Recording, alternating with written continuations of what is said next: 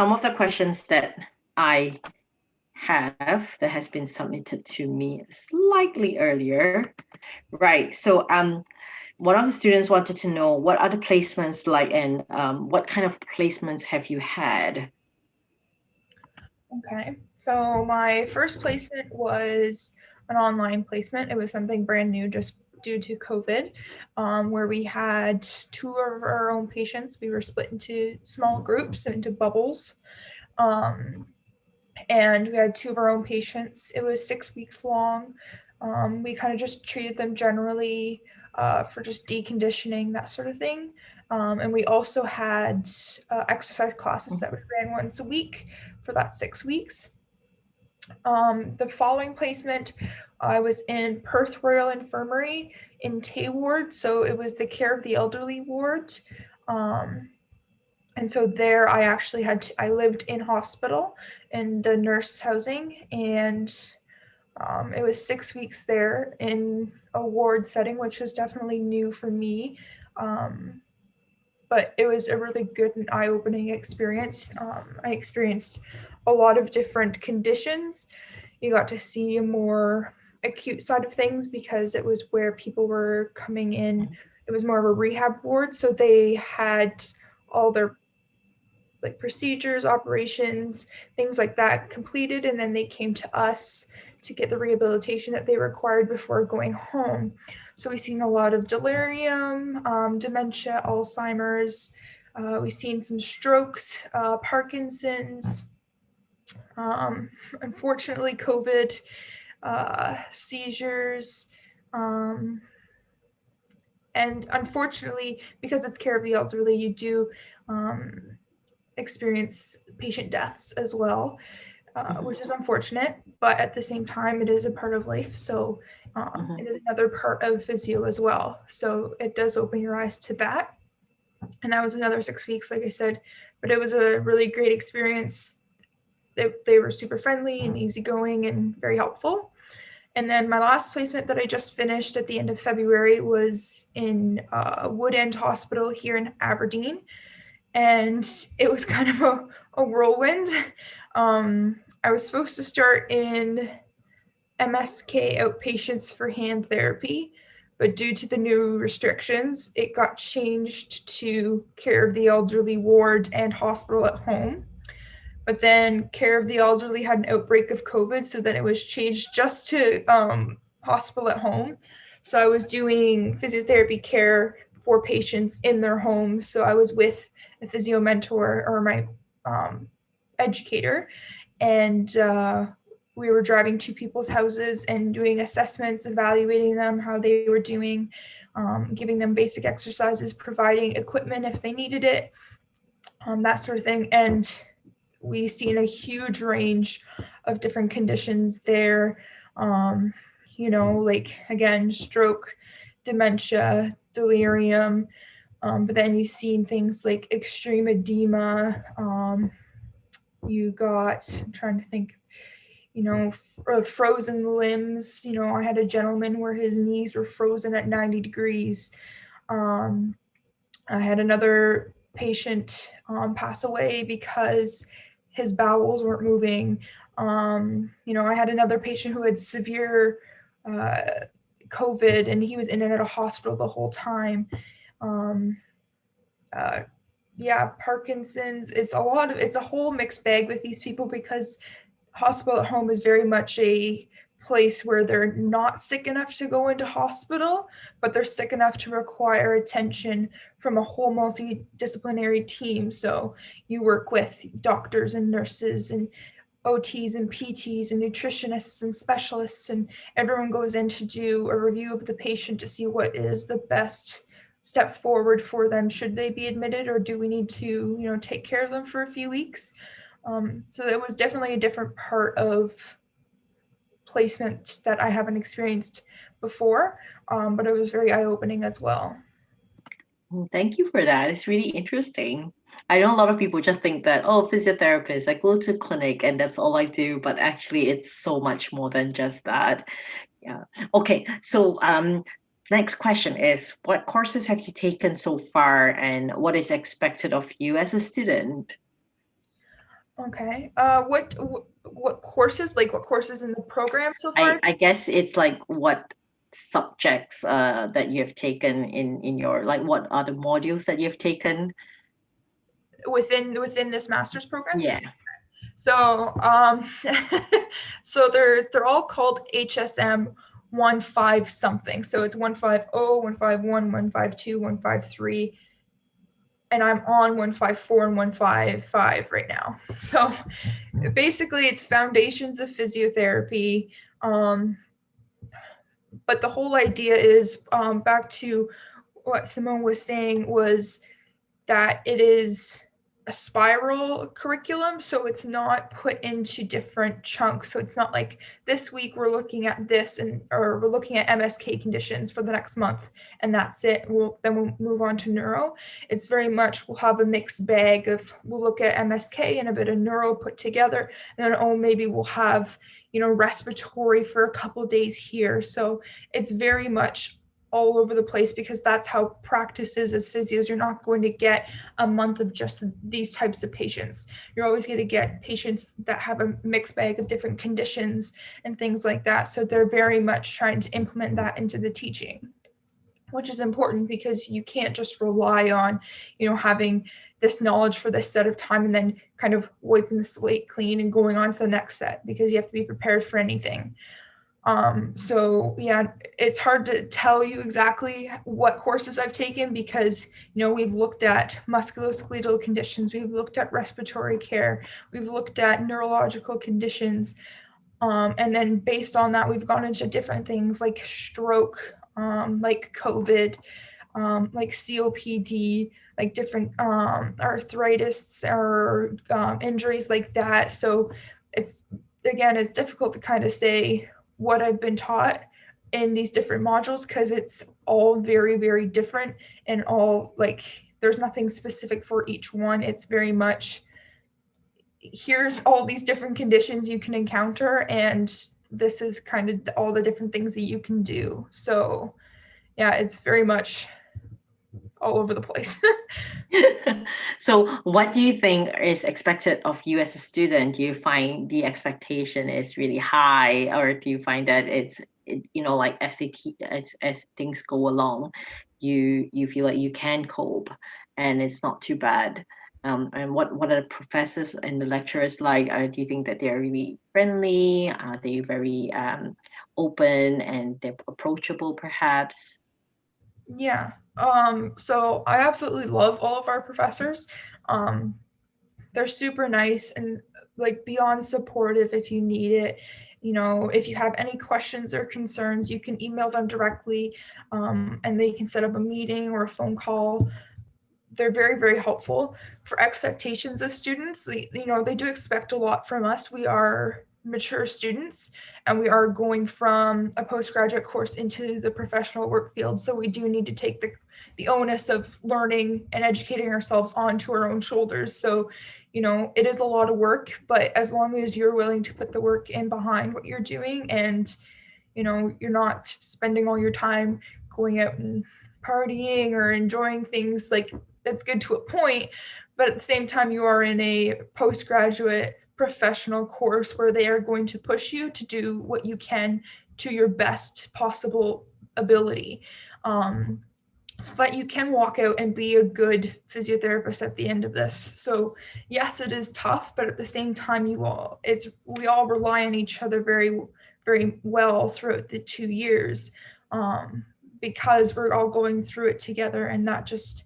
helps us kind of divide up all the different things that are thrown at us. But at the same time, if you do need help or you do need assistance, then our professors are there to help and guide us through it, and assist us when need be. Okay. So what is it like living in Aberdeen? um, so for me, it's very, very different, because I come from a very, very, very, very, very small town in Ontario, Canada. So Aberdeen is absolutely ginormous compared to what I'm used to. Oh, it's not as big as Toronto. Don't worry. Toronto is scary for me. Yes, but it is not as big as Toronto.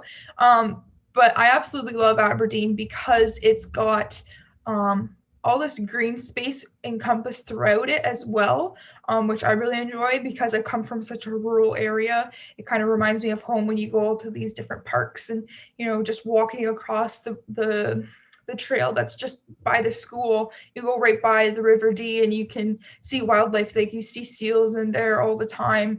And so things like that, it's honestly a beautiful city, and like in like a 10-minute walk you can get downtown to Union Street, or in another 10-minute walk you can get to the river where it's just green space and trees. So you get a wide range of like different areas, so it's really nice.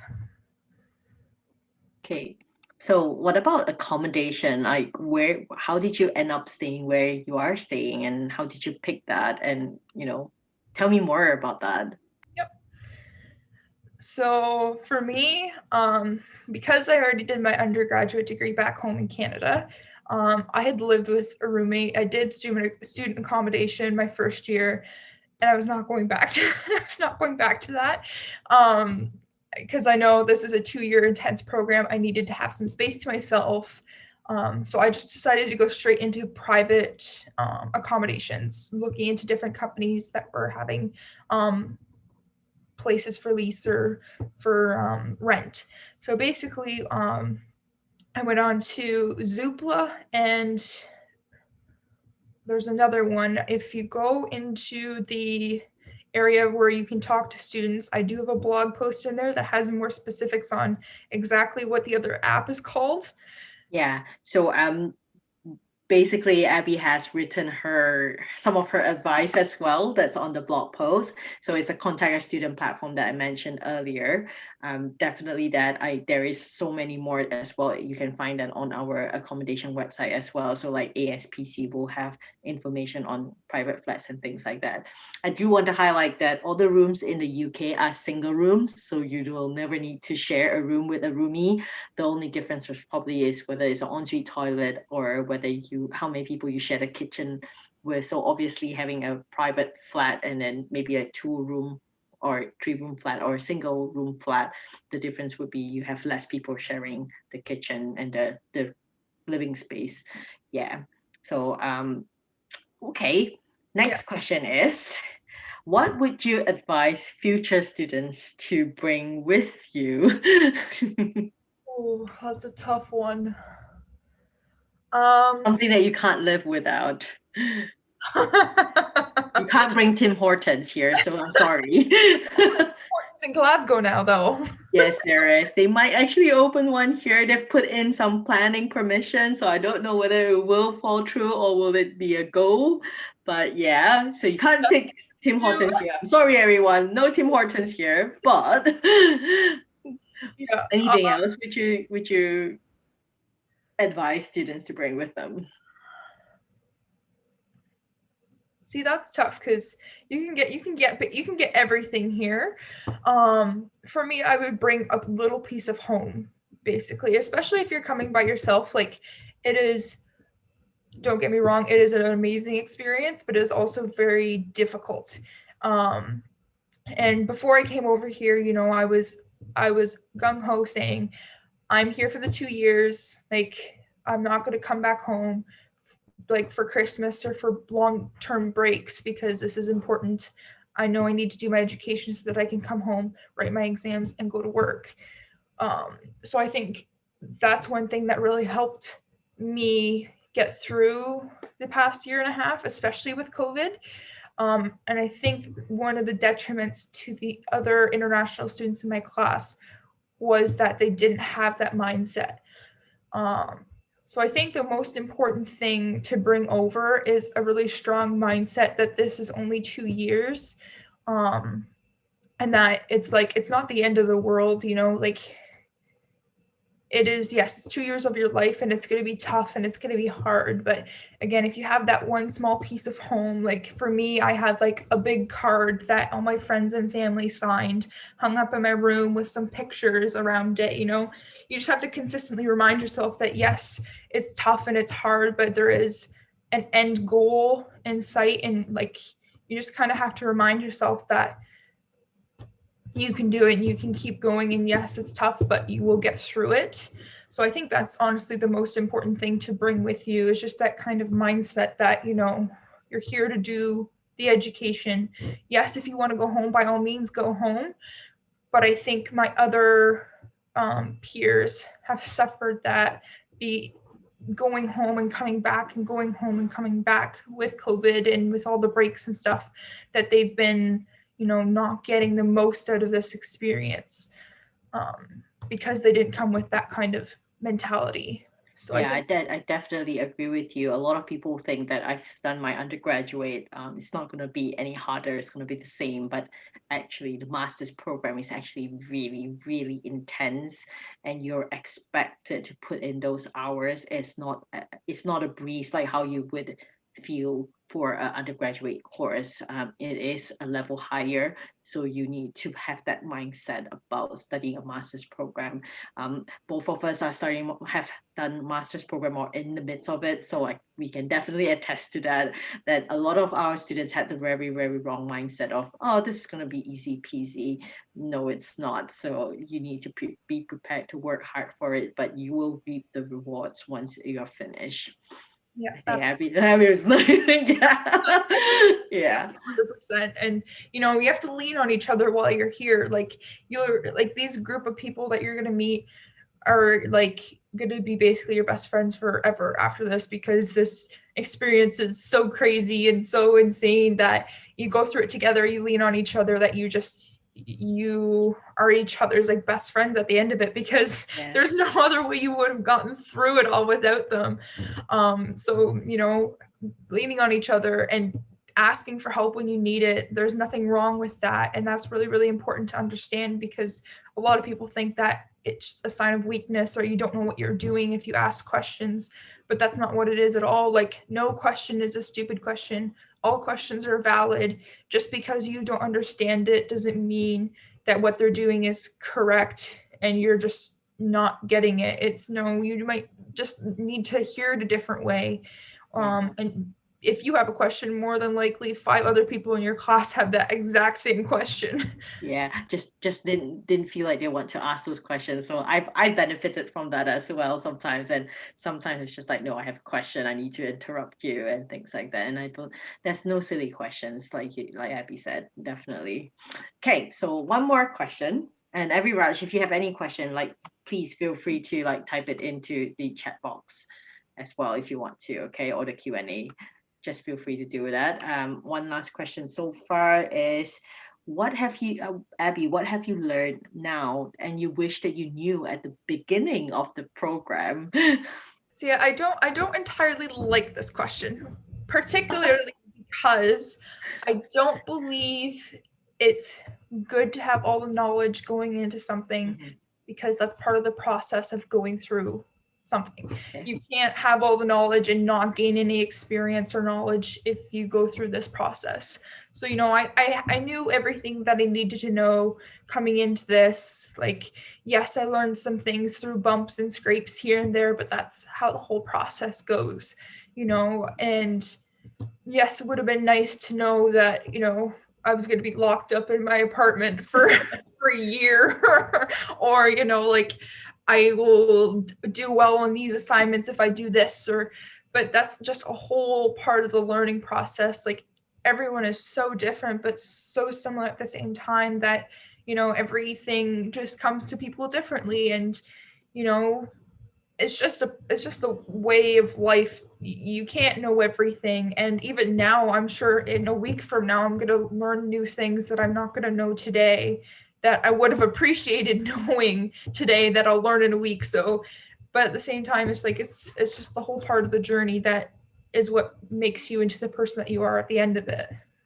Yeah, I think for me, if I have been asked this question from you, probably be like, do not drag your feet about the visa. Because I thought it was gonna be easy. And it was like, what? I need to prepare this.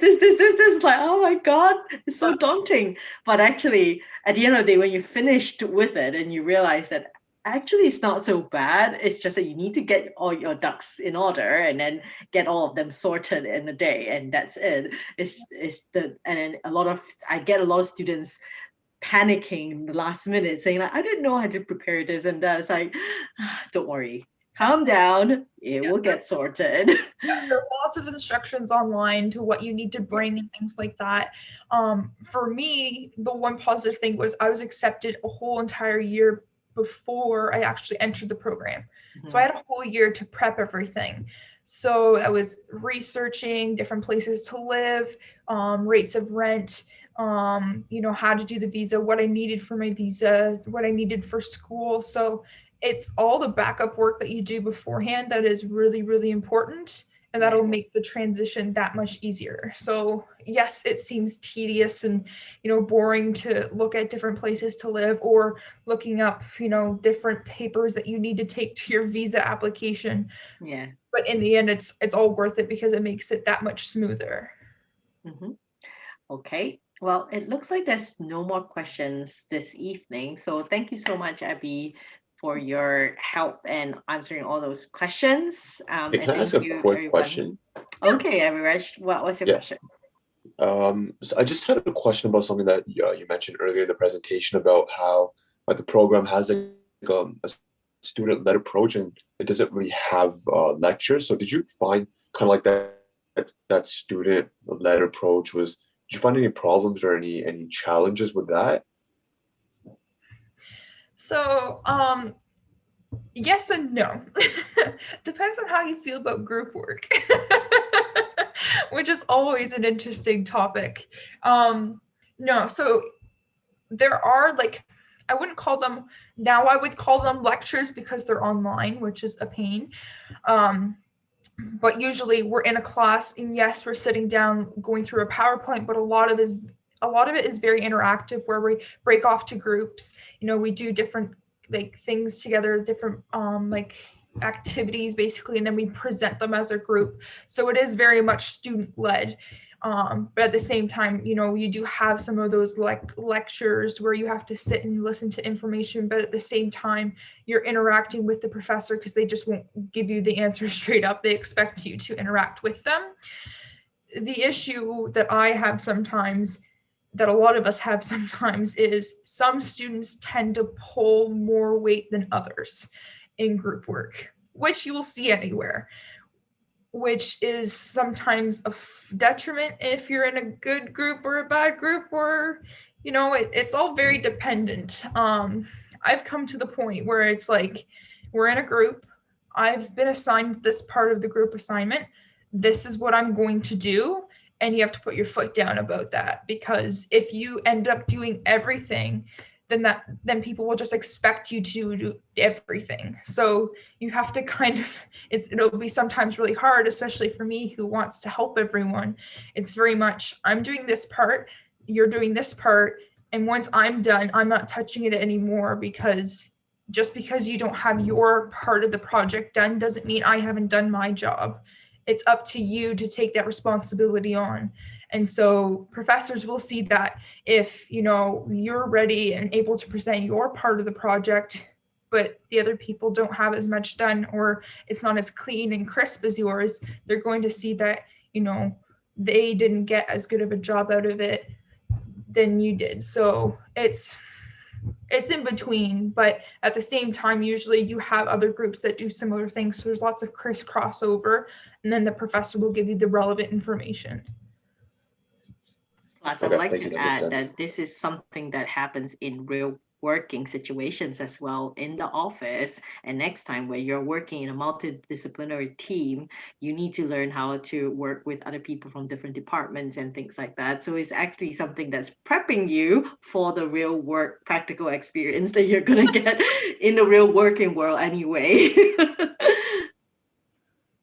But would you say like the group work part of it was like only kind of in the classroom, or did that also translate to like the assignments? And would you say like most of the assignments were also group work as well? So in this course, you only have one assignment per module. HSM 151, which I believe is part of your first semester, first year, Foundations of Physiotherapy.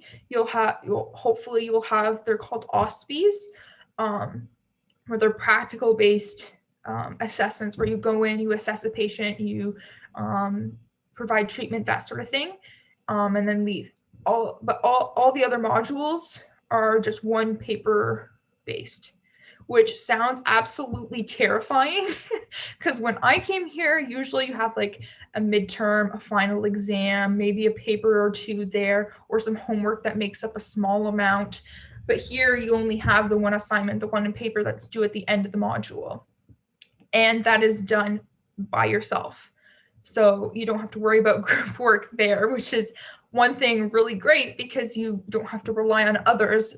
But at the same time, it's like, well, sometimes it's also nice to have the input from your friends that you do work really well with. You can still do that. You just have to submit a final piece of like paper that is just your own piece of work. Yeah, so no, like group work is basically like in class, in your like practical classes, online right now, like different presentations, that sort of stuff. And right now we just started our dissertation. So the beginning of our dissertation, specifically for my group, because we're doing a qualitative study on the outlook of AHP students, we're doing interviews with our own cohort of students, and we're able to work together on that to be able to have 7 or 8 different interviews come together to be our collective information or research information that we can use to build up our study. So that is like the only assignment that we have where there is some part of group collaboration. But again, the end result is I have to hand in my very own piece of work that will be assessed for just me.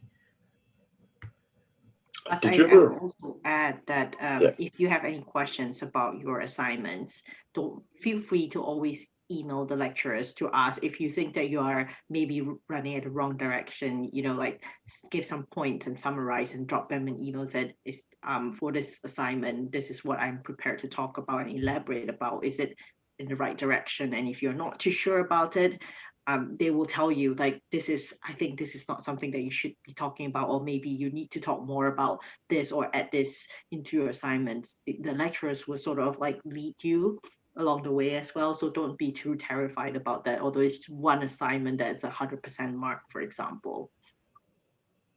Okay, sounds good. Did you ever find that stressful that like pretty much your entire mark just depends on this one thing?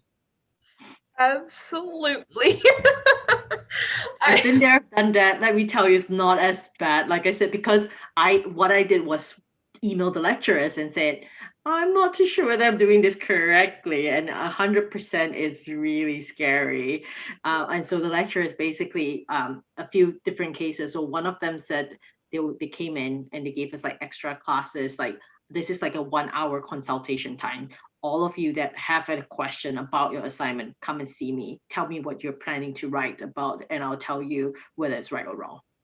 So you will leave that consultation hour feeling assured that you know that you are going to the right direction. It's just how you present your points and how you write them is going to be another thing. But you know that you're definitely not going to fail because you are addressing the right question and giving the right answers. It's your presentation that's going to, and how you argue those points will play a role in that. And then some others is just the lecturers would just tell you, this is what I expect of you to talk about in general, and then you need to go and do your research and substantiate all your points with that and make sure that you have read up about it.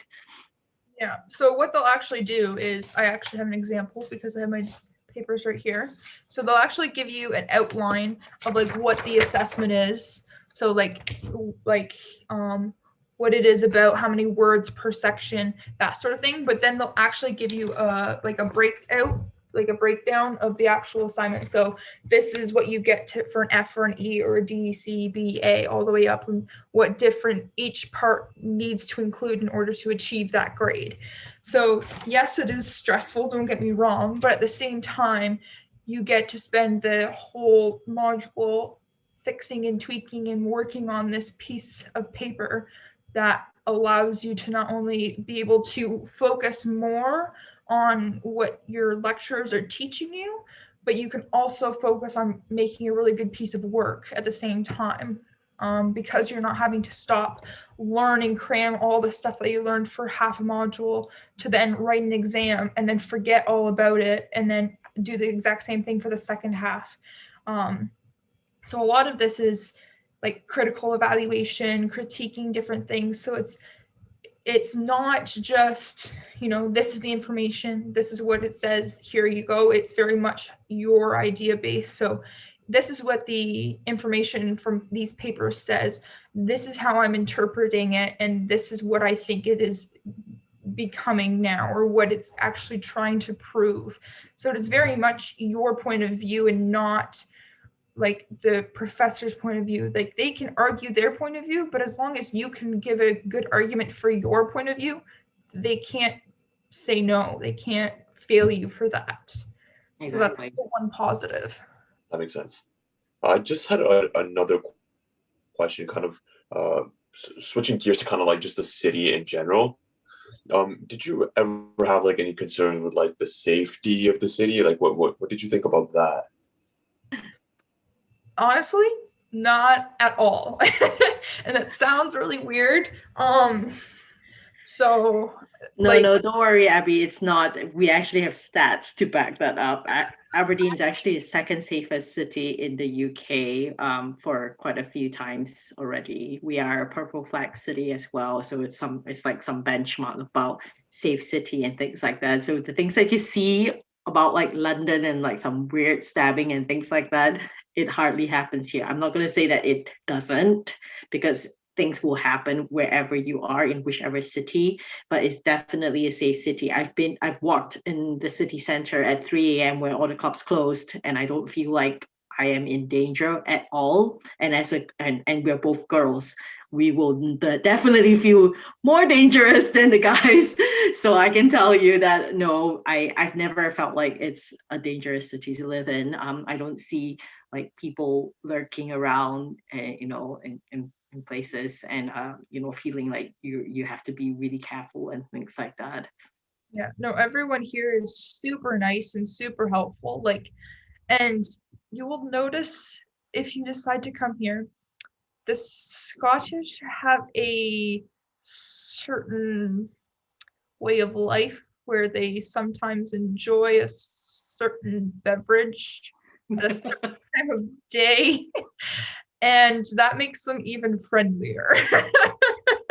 I would say it's not just the Scottish. Like I've had afternoon beers in England as well, but definitely Scottish are better at it, I would say. They're so like, I don't know what happens, but they become like these teddy bears that will do anything to help you if you need it, even though they probably have no idea what's going on. But no, I haven't had any concerns whatsoever. Like I walk downtown all the time because I live like a 10-minute walk from Union Street, and safety honestly isn't on the forefront of my mind because it's just like, it's not an unsafe area. Like I don't feel insecure or unsafe. I feel more than okay just walking around or hopping on a bus and getting lost and figuring out how to come back. Like it's not an issue whatsoever. Yeah, no. All right, sounds good. I guess kind of maybe the last question that I had was just like the transition that, or if there was a transition that was made, that the school made pre-COVID to like COVID time. Do you think like that was an easy transition for the student to make? And do you think like how was that for you guys? Yeah, it was very difficult, just because this is not something that the school's seen coming, or we even seen coming. So for my cohort especially, it was all new techniques, ways of teaching, things like that. So nothing that we were doing was ever tried and tested before. So even the professors were just saying, okay, we'll try this and see what happens. And if it doesn't work, we'll try and figure it out and go from there. Like we were running trial tests for different ways to do online consultations with patients. And, we were just being like testers for even the NHS to figure out different kinks and things. to do these consultations or to talk to patients. So because it wasn't something that was expected or something that was done prior to this year or this past year, then it wasn't something like it was all brand new. So yes, it was definitely a really, really, really difficult transition.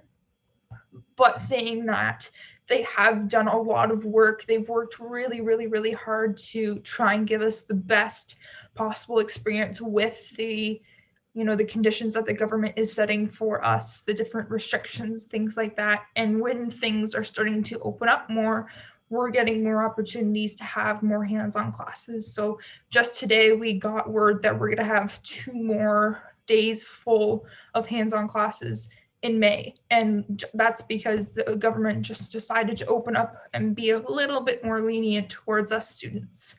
So, because if you're not deemed essential, then you're not allowed to do that. So they're finally opening it up, saying, like, these students need to be learning by doing hands-on teaching. So we're going to class them as somewhat essential to give them more time so that when they go into the workforce, they have that hands-on training in their pocket. So it was difficult in the beginning, don't get me wrong. And it has been a difficult transition all the way through because, everything from classes going online to being into lockdown, there's a whole bunch of different things that students had to face. Physical health, mental health, all those things kind of came colliding together. And so professors were very much aware of what was going on, so it was touch and go for a little while just to try and figure out what would work and what wouldn't work. But they kind of came around and they addressed the whole mental health issue and saying, we're giving you the basic necessities right now because we know that this right now is not ideal. This is not what you signed up for, but we're doing what we can to give you the best education possible. And that's all you can really ask for at this point because no one expected this to come. We still got 2 out of our 3 placements to be in person. We still have another 3 coming up. And we're getting more and more practical classes as the days go by based on the restrictions being lifted. So, it's a slow transition, but, they did what they could, just like any university, anywhere. And, they acknowledged that, yes, it was difficult and there were probably bumps and trips and stuff that they could have handled better, but it was a learning experience for everyone. Yeah, and I would also like to add, actually, RGU is the 3rd largest online distance learning provider in the UK. So we actually have all the softwares, if you make to call it, to deliver classes online, at least the lectures and things like that. But because the physiotherapy course is so hands-on, I know that in the back end of it, the lecturers had some best practice exchange as well with others, faculty members, to see, like from other schools, like how can we do this and present and address the practical part of it online. So these were like some of the things that were happening at the back end as well. And I would say that RGU probably have had an easier transition slightly compared to some of the universities who don't offer online distance learning, because then they didn't have any software whatsoever, nothing to fall back on, nobody with experience to even discuss about and really talk about how to deliver classes online. So we're in a sense a little bit more fortunate than some of the other universities, definitely. Yeah, and even some of our professors, like while they were at home and trying to teach us, like they would use their kids to show us different techniques to do different tests and stuff like that. So, and they would videotape it and put it online for us to watch. And they got as much time for us to do in-class testing and practical classes and stuff like that as possible.